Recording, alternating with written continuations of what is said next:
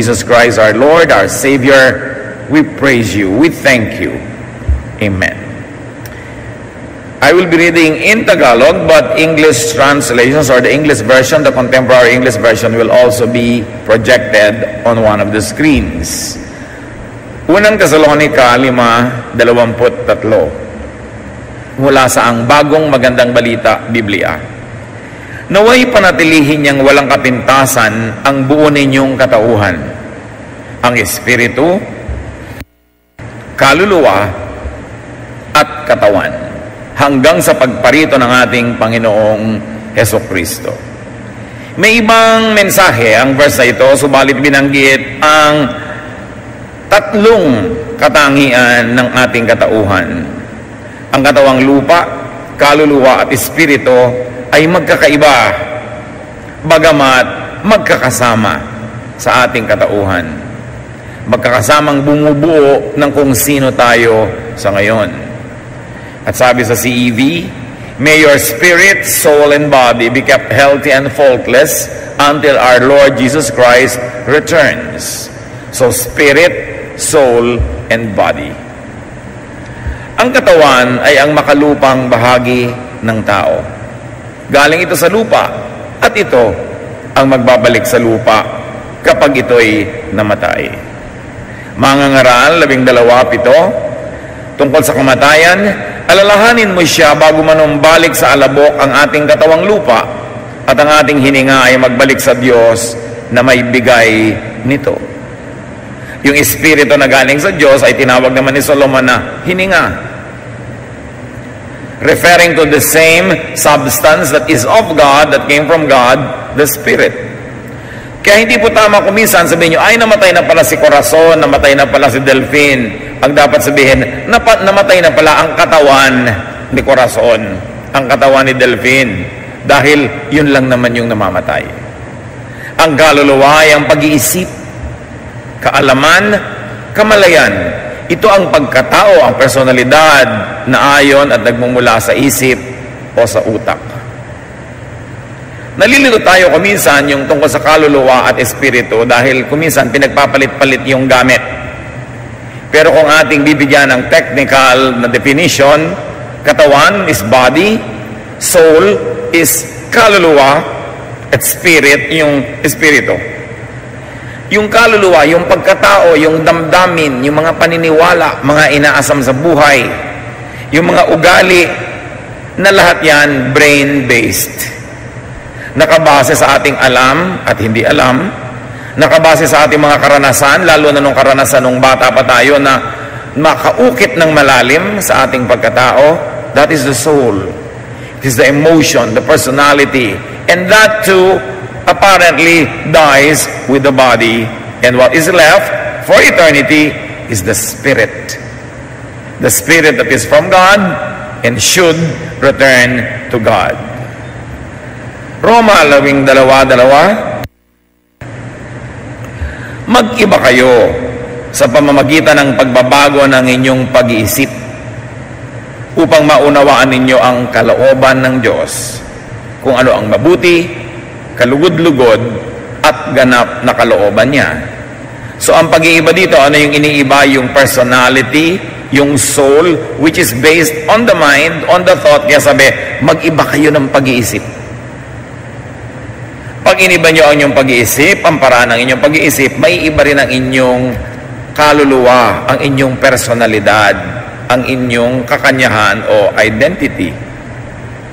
So merong katawan, merong kaluluwa or personality, at merong espiritu.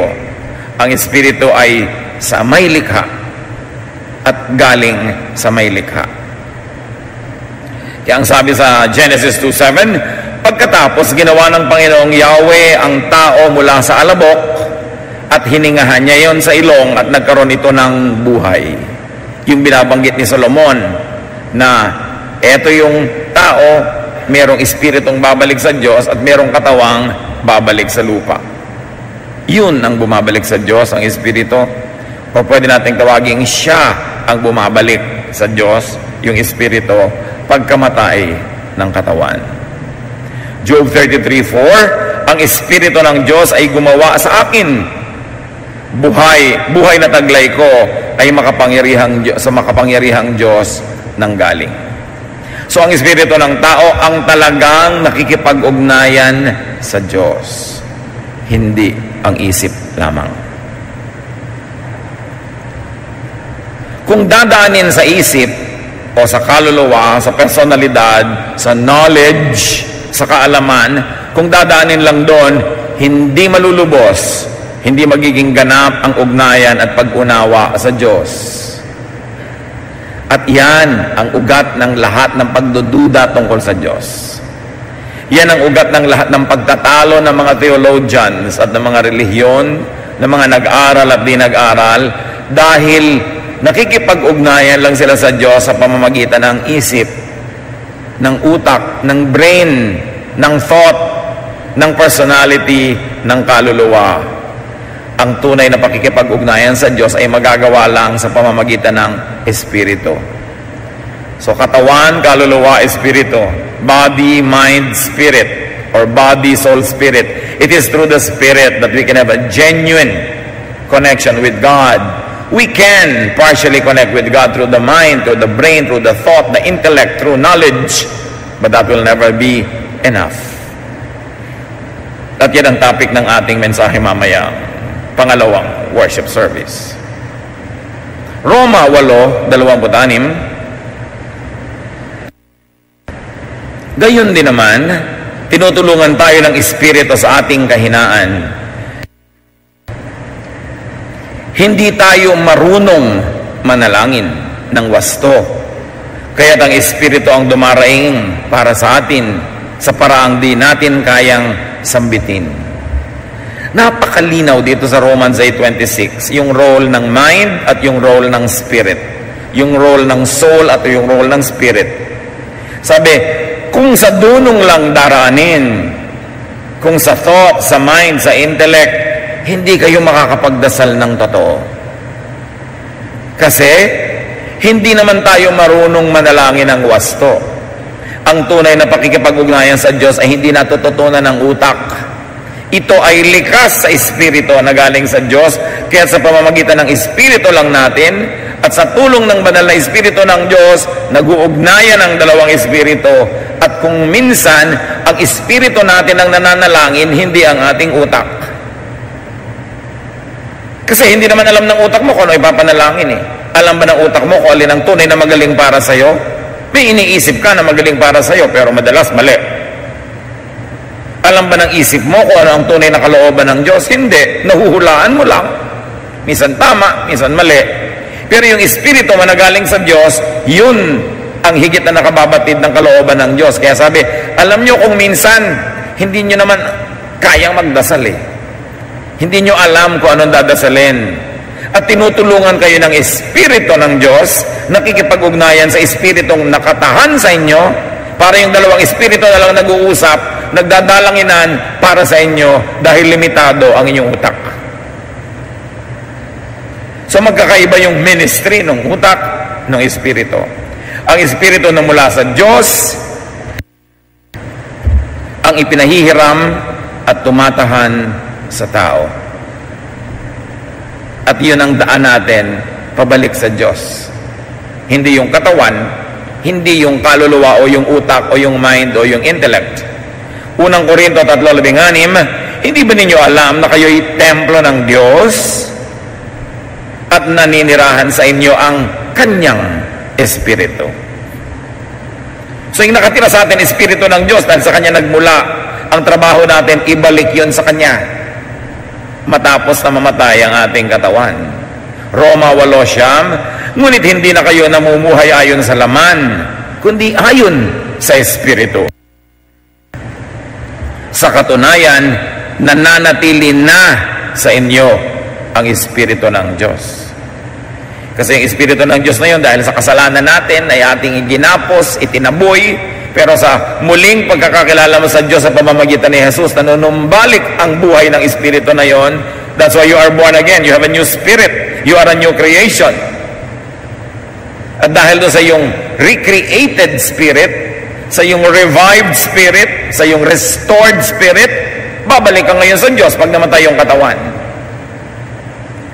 Dinala ng katawang makasalanan, ng isip na makasalanan, ng espiritu na yon sa kapahamakan, pero binuhay muli ni Jesus pag tayo ay nagpapasakop sa Kanya. Kaya lumalaya ang espiritu mula sa katawan sa oras ng kamatayan. Ang espiritu ang umuuwi sa Diyos sa oras ng kamatayan. Hindi ang katawan, maiiwan yon. Hindi rin ang kaluluwa o ang personality o ang thought or ang intellect. Hindi yon lalampasa sa laan ng langit. Ang papasok lang ay ang espiritu. Mangangaral, 12:7, ulitin natin, alalahanin mo siya bago manumbalik sa alabok ang ating katawang lupa at ang ating hininga ay magbalik sa Diyos na may bigay nito. Kaya ang buhay dito sa lupa, sa katawang lupa, ay marapat na magugol sa pag-alala sa Kanya, sa Diyos. Sabi, alalahanin niyo ang Diyos bago kayo mamatay. Kailangan mangyari yun. Kaya meron tayong mahalagang misyon na mga mahal natin sa buhay, maging hindi natin mga kakilala, mapaalalahanan sa Diyos at magbalik loob sila sa Diyos bago mamatay ang kanilang katawan. Malinis yung espiritu sa kanila na binahiran ng kasalanan, dala na rin ng katawan at ng isip. Kaya importanteng soul winning. Hindi pwedeng ikaw lang yung ligtas sa mga kamag-anak mo, hindi. Mga mahal mo sa buhay, hindi. Yung mga hindi mo kilala, hindi rin ligtas. Hindi tayo dapat nakukontentong tayo lang ang nanunumbalik sa Diyos. Mayroon tayong misyon. Gawa 7:59.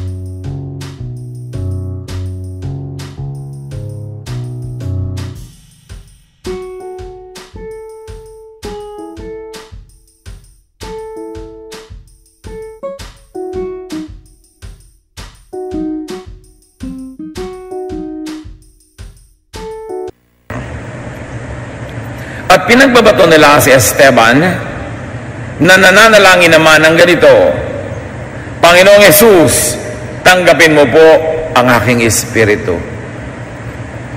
Binabato yung katawan niya, alam niyang mamamatay siya. Sabi niya, tanggapin niyo po ang aking espiritu. Alam niyang maiiwan niya yung katawan.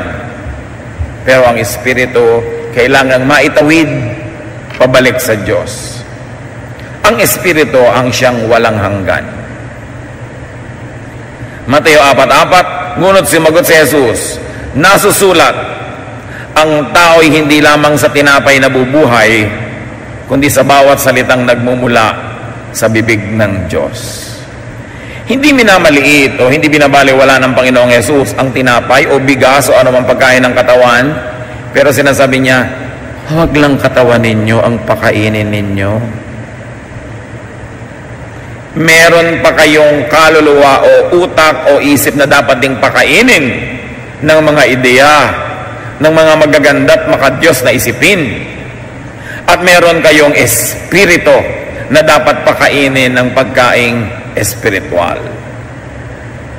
Marami sa atin nagsisikap na magkaroon ng balanced meal, balanced diet. Pero balance lang sa physical meal. E paano yung intellectual, mental meal of the soul, at paano yung spiritual food? Kasi sabi, nagsisikap kayong kumain ng pagkain para sa inyong katawang lupa. Mabuti. Dapat naman talagang alagaan ng katawang lupa. Pero hindi lang kayo lupa. Hindi lang kayo katawan.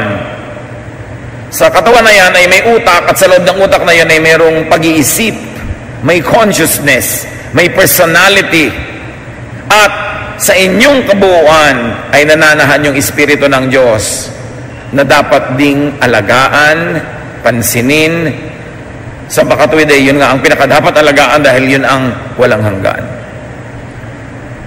Ang katawan lamang ang binubuhay ng pagkain, sabi ni Jesus.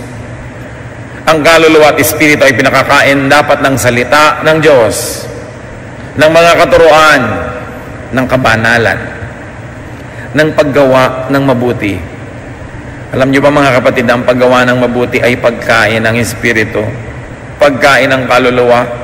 Kaya kung minsan may ginawa kang mabuti, may tinulungan ka, hindi mo malaman kung saan ang gagaling yung saya mo, yung ligaya mo.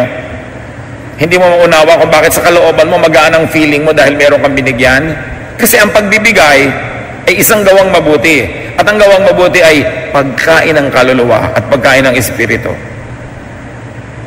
Hindi dapat pinapabayaan ang ganong mga uri ng diet.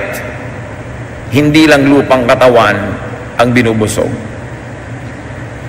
At huwag tayong magkamali, hindi kaaway ang katawang lupa. Bakit? Kasi ito ay bigay ng Diyos. Yung mga OA naman sa pagiging religious, wala nang ginawa kundi masamain yung katawan, parusahan yung katawan, tikisin ang katawan. Ba't ka pa binigyan ng Diyos ng katawan kung hindi naman niya binigyan ka na isang bagay na mabuti? At kung hindi niya minamabuting alagaan mo ang katawan na ito, di sana mga espiritu na lang tayo lahat, mga usok o mga thoughts na lang tayo, pero tayo'y may katawan. Diyos, sa kanyang walang hanggang karunungan na nagpasya na magkakaroon tayo ng katawan, kaya mabuting bagay ang katawan. Masama lang yung mga ibang bisyo, mga hilig na naglalayo sa atin sa Diyos, pero hindi naman lahat-lahat ng gusto, lahat-lahat ng ibig ng katawan ay dapat masamain, dahil ang lahat ng bigay ng Diyos ay mabuti.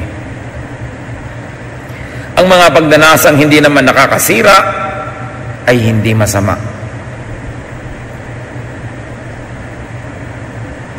Katanggap-tanggap ang mga pagdanasa na kasama lang sa pagiging tao. Hindi lahat ng mga pagnanasang minamasama ng relihiyon o ng mga relihiyoso ay masama na nga. Dapat kayo ang magpasya sa inyong personal na buhay kung alin sa mga desires nyo ang talagang nakakasama sa inyo at hindi yung hindi naman. Nobody can decide that for you. Kailangan kayo magpasya nun. It's a personal issue. Mangangaral 8:15. Sa karunungan ni Solomon, sabi niya, kaya para sa akin, ang tao ay dapat magpakasaya sa buhay. Walang pinakamabuti kundi kumain, uminom, at magsaya. Ito ay magagawa niya habang siya nabubuhay at nagpapakapagod sa mundong ito. Si Solomon, ang pinakamarunong na tao sa balat ng lupa, ang nagsabi, huwag niyong masamain ang pagkain ng masarap, ang pag-inom ng mabuti, ang pagpapahinga, ang pagsasaya. Regalo yan ng Diyos. Tiyakin niyo lang na sa paghahanap niyo niyan ay hindi nawawala ang espiritu niyo sa Diyos. Hindi kayo napapasama o hindi kayo nagpapahamak ng kapwa. Pero naman kasi mga tao, sobrang relihiyoso, lahat ng masarap, bawal. Lahat ng enjoyment, hindi pwede. Hindi galing sa Diyos yun. Galing lang yun sa mga relihiyosong pinakitid ang kanilang mundo at pinaliit ang halaga ng maraming bagay na dapat sana ay tinatamasa ng tao. Ang buhay sa lupa ay hindi dapat ituring na problema. Ito ay regalo ng Diyos. Huwag laging tanggihan ang katawan. Ang pagtanggi sa katawan ay hindi laging kabanalan. Ang paghahampas sa katawan at pagpapahirap dito sa ngalan ng Diyos ay hindi kalooban ng Diyos. Ang Panginoong Hesus na ang tumanggap ng lahat ng hampas. Ba't kailangan hampasin mo pa yung sarili? Tularan ang halimbawa ng Panginoong Hesus. Pag may piyesta, kumakain. Pag may kainan, kasama siya. Nakikisaya, nakikihalubilo sa mga tao. Siya ang tunay na halimbawa. Hindi sino mang propeta o sino mang disipulo na ang example ay taliwas sa example ng Panginoong Hesus. Dahil yung mga yon, mga tao lamang, hindi naman sila perfect. Psalm 90 verse 10. Buhay namin umaabot ng 70 taong singkad, minsan na may 80 kung kami malakas. Pinapakita dito na ang buhay ng tao, kung nakabuo ka ng 70 years, that's enough, that's nice, that's a good, complete life. Pero kung malakas ka pa at pinalakas ka ng Diyos, pinalad ka, naging 80 ka pa. Eh kung lampas ka pa ng 80, di ba sobra-sobrang bonus na yon. So dapat hindi ka na mareklamo sa buhay. Bonus na yan eh. Kaya napakahalaga rin na binibigyan natin ng kasiyahan, pahinga, yung mga taong lumampas na sa 70 o 80. Dahil bonus na sa kanila ng Diyos yun, kaya dapat tayo man magpagaan sa buhay nila at hindi magpabigat. Mahalaga na bigyan din ng halaga yung pinahahalagahan ng Diyos. So huwag masamain ang katawan. Huwag laging maniwala na ang lahat ng gusto ng katawan ay masama at dapat supilin. Yun lang nagpapahamak sa iyong espiritu. Pinahalagahan ni Jesus ang katawang lupa. Ang katawan ay kanyang pinakain, pinainom, pinagpahinga, pinagaling. Hinayaan niyang mapabanguhan ang kanyang sariling katawan. Ang mga katawan ng iba ay hinipo niya upang palakasin, buhayin, gamutin. Do not demonize the body. The body is a gift of God, but it must be respected and treated as a temple of the Holy Spirit because it is. Pahalagahan ang katawan. Katawan mo, kapatid, at katawan ng kapwa natin. So kung may mga katulong ka, pagpahingahin mo naman. Kung meron ka mga kasama sa buhay, bigyan mo rin ng ginhawa. May mga nagugutom, pakainin mo rin, hindi ikaw lang. Kasi pahalagahan ng katawan, hindi lang ng sayo, pati rin ng sa ibang tao. Linangin, palakasin ang buong katauhan. Mahalaga na conscious tayo mga kapatid na meron tayong katawan, meron tayong kaluluwa at may espiritu. Lucas 2:52. Patuloy na lumaki si Jesus, katawan. Lumawak kanyang karunungan, isip, kaluluwa, personalidad, at lalong naging kalugod-lugod siya sa Diyos, espiritu, at sa mga tao, pakikipagkapwa. A very balanced growth. And Jesus grew in wisdom and stature, in favor with God and men. So the Lord developed physically, mentally, socially, spiritually. Yun tayo buong buo. Ang tunay na pagiging relihiyoso, pag-aalaga sa lahat ng aspeto ng ating katauhan. So lumaki, lumago, napuspos ang katawan, ang kaisipan, ang pakikipagkapwa-tao at pakikisa sa Diyos ni Jesus. Isang magandang halimbawa sa atin. Samantala, ang kaluluwa at ang espiritu ay marapat ding pakainin tulad ng ating binanggit. Ano po ba ang pagkain ng kaluluwa? Ano ba ang magandang pagkain ng isip? Ano ba ang pagkain ng espiritu? Pakainin ang kaluluwa ng magaganda at mabubuting isipin.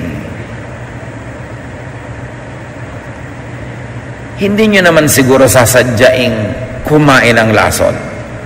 Liban na lang meron tayong kind of insanity that people who kill themselves do. Hindi nyo papakainin ng sarili ng lason. Makakita lang nga kayo ng ipis o kaya sa lagubang o butiki sa kinakain ninyo, di ba titigil kayong kumain at kung restaurant yun, magre-reklamo kayo kasi ayaw nyong kainin yung butiki. Sabi na iba, liban na lang may hika. Pero ang point, hindi kayo kakain ng marumi. Nakita niyo yung pagkain nyo, nalaglag sa sahig, tapos kinuha uli ng waiter, ibinalik sa plato nyo, kakainin nyo ba yon? Hindi nyo papakainin ng marumi ang inyong katawan. Pero bakit natin pinapakain ng marumi ang ating isip? May magdadala sa'yo ng chismis, bukas na bukas yung tenga mo. Hindi mo ba alam na kumakain ka ng marumi? At ang kumakain, hindi ang iyong katawan. Ang iyong isip, ang iyong kaluluwa. Kwentuhan kayo ng kwentuhan, puro yung mga nakakatakot, puro mga sakit, puro nakakapagpahina ng loob, nakakapagpagalit. Lason yun.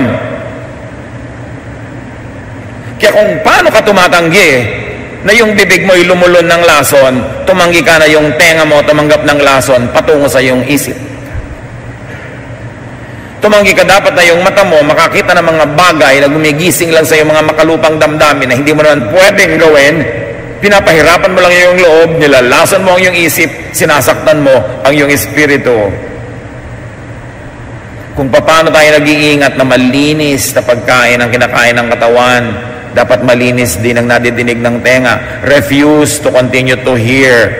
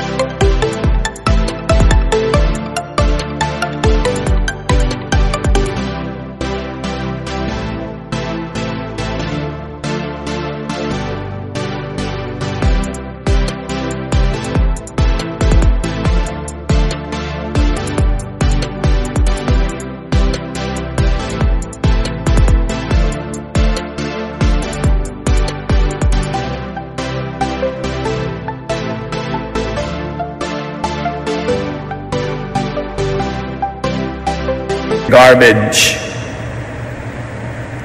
Kaya kung may tao laging kang kaharap mo, reklamo ng reklamo, puro na lang problema sa buhay, puro mga galit, mga nakakainis, ayaw mo nang pakinggan dapat.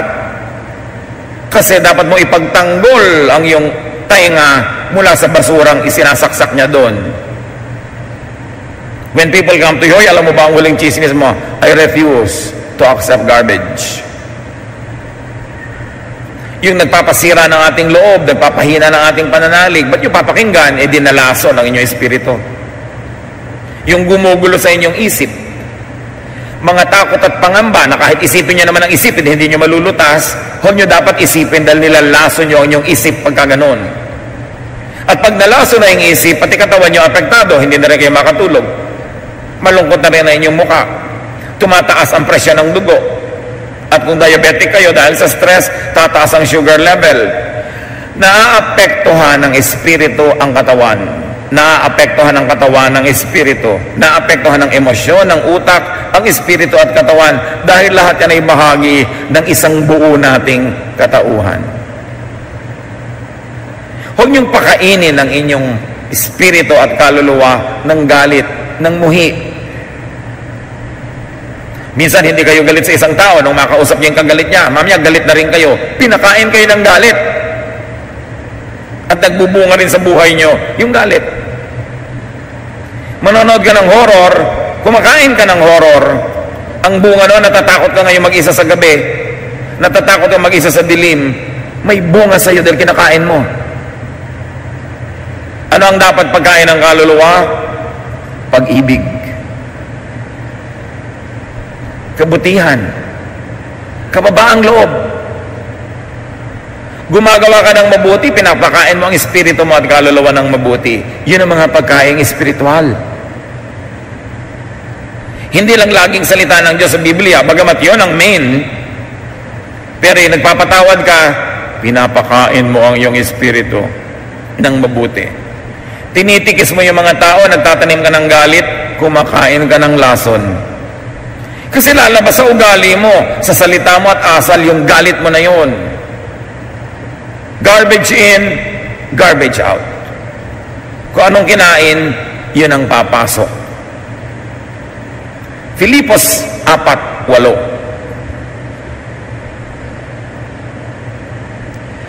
Dapat maging laman ng inyong isip ang mga bagay na karapat-dapat at kapuri-puri. Mga bagay na totoo, marangal, matuwid, malinis, kaibig-ibig, at kagalang-galang. Yun daw ang dapat laman ng isip. Meron pa magsasabi, bakit mo naman ako hindi pinupuntahan? Bakit mo naman ako hindi dinadalaw? Paano pag dadalawin kita, tatambakan mo lang ako ng reklamo, tatambakan mo lang ako ng galit, ng puot. Ba't naman ako kakain ng lason na gusto mong kainin ko? Ikaw na lang kumain yan kung gusto mo. Kaya umiiwas tayo dapat sa mga taong nagpapakain sa atin ng lason. Tulad ng iiwas ka sa taong gusto kang pakainin ng buhay na daga, kakainin mo ba yun? Pero ano ba yung pagkain? Sabi ni Jesus, kahit ano naman lulunin nyo, lalabas din yan sa kabila. sabi ng Panginoon, hindi kayang parumihin ang inyong espiritu ng anumang kakainin ng inyong bibig. Pero yung kakainin ng tenga nyo, yung kakainin ng mata nyo, kayang dumihan ng inyong espiritu. Mas pinag-iingatan yon dahil higit na mapanganib. Kung ano ang marinig nyo, kung ano ang pag-usapan ninyo, yun ang inyong magiging isipin, asal, kilos, katauhan, buhay. Kayo mga magkakamag-anak, magkakaibigan, magkakapitbahay na chismisan ng chismisan, ang buhay nila puno ng gulo, puno ng mga tampuhan, iringan, galit. Kasi yun ang kinakain ng kaluluwa nila araw-araw.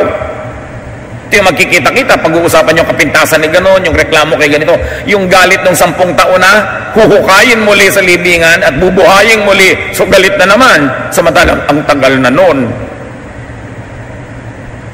Ang dali-daling lasunin ng espiritu at pinaglalaroan tayo ni Satanas. Kaya dapat mulat, gising.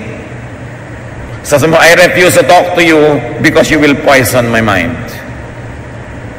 I refuse to participate in this discussion. I refuse to watch this movie. I refuse to sing this song. I refuse to join this group because they're forever gossiping. They affect me. They poison me. As much as you protect your stomach, you must protect your brain and your mind, and you must protect your spirit. Dahil hindi ka lupa lang. Ikaw ay kaluluwa at espiritu. Huwag pakainin ang kaluluwa ng kaguluhan at kabagabagan. Pakainin ito ng kapayapaan, ng panalangin, pagpapatawad, pag-asa, hindi ng kawalang pag-asa. Pakainin ng positive, hindi ng negative. Napipili naman natin yun eh. Pero madalas, nalalaso natin ang isip at puso at kaluluwa dahil hindi tayo nagbabantay. Mga ngaral, 11:10, iwaksi mo ang alalahanin at mga kabalisahan. Pagka may mga tao na kasimangot o puyat, ba't di ka nakatulog? Kasi balisa ako. Ba't ka balisa? Kasi nag-isip ako ng mga nakakabalisa. Kaya naman pala eh. Ano ba mga inisip mo? Inisip ko kung gagirahin tayo ng China. Hayaan mo na yung mga tag-Department of Foreign Affairs mag-isip nun. Binabayaran sila para mag-isip nun. Iniisip ko kung paano kung natunaw lahat ng yelo sa North Pole. Napigil mo ba? Kaiisip. Iniisip ko kung paano kaya pagtanda ko, magkaka-cancer kaya ako, maloloka kaya ako. Meron kayang kabaong pag namatay ako. Huwag mo na isipin lahat yun. Problema na yun ng mga namatayan. Isip ng isip ng isip.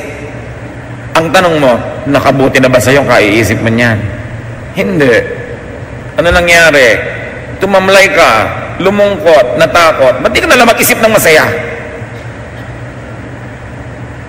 Mag-isip ka ng buti, ng maganda, sabay iwaksi ang mga kabalisahan. Para pag nakakita kayo ng kamag-anak na mangungutang, dumarating, nagsasara kayo ng pinto, walang tao. Ganon din dapat pag may dumarating na chismosa, may dumadating na reklamador, may dumadating na sisira ng inyong loob, o kayo mismo nagsisimula mag-isip ng mga nakakatakot, pagsarahan nyo ng pinto. It's a choice. You are your choice. Huwag mong sisihin ang mga Hapon, ang mga Kastila, ang mga Amerikano, ang mga Russian, ang mga North Korean.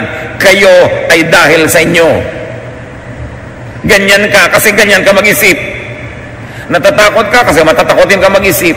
Magagalitin ka kasi ginagalit mo ang sarili mo. Mapait ang iyong buhay dahil pinapapait mo.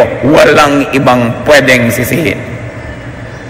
You are your thoughts. Kaya sabi, be changed by the renewing of your mind. Ang pagbabago nagsisimula lang sa pagbabago ng paraan ng pag-iisip. Dahil lahat tayo, ano man tayo ngayon, bunga ng ating pag-iisip. Kaya kailangan maging mapagbantay. Lason sa ating espiritu, katawan at kaluluwa ang mga alalahanin at kabalisahan. Matuto tayo magtiwala sa Diyos. Nagtatalastasan ang katawan, ang kaluluwa at espiritu. Ang sakit ng isa ay iniinda ng lahat. Kaya maging isang ganap at balansing tao, tulad ng kalooban ng Diyos ang tayo ay nilikha. Hindi puro lang katawan, hindi puro lang isip, hindi puro lang espiritu, lahat sama-sama. Kasama yan sa ating katauhan. So alagaan ang katawan, ang kaluluwa at ang espiritu. Huwag saktan at sirain ang kaluluwa sa pamamagitan ng katawan. Huwag saktan ang katawan sa pamamagitan ng kaluluwa. At huwag saktan ang espiritu sa pamamagitan ng katawan at kaluluwa. Hindi ka lupa lamang. Nananahan sa iyo ang espiritu ng Diyos. Isang malaking pribilehiyo at isa ring malaking responsibilidad. Igalang ang sarili. Igalang ang iyong utak, huwag tambakan ng mga lason. Igalang din ang kapwa, huwag silang tambakan ng lason. Alam niyo yung mga taong walang galang, pagdating nila sa iyo, pagdapo nila, itatambak nila sa iyo lahat ng problema nila, lahat ng mga iniisip nila, lahat ng galit nila. Wala silang galang sa iyo. Ang linis-linis ng swimming pool mo, hahagisan nila ng basura. Ang linis-linis ng bahay mo, gusto nilang magkalat doon. Yun ang gustong gawin ng mga taong tuwing lalapit sa iyo, may ibinubulong, may sinasabi, may reklamo, may galit. Wala silang galang sa inyo. Sinisira nila kayo. Hindi dapat payagan. Igalang ang sarili, igalang ang kapwa. Live your life. And when you die, die. Because your spirit will go to God. But live your life well. Life is not a problem. It is a gift of God to be enjoyed. Salamat, Panginoon.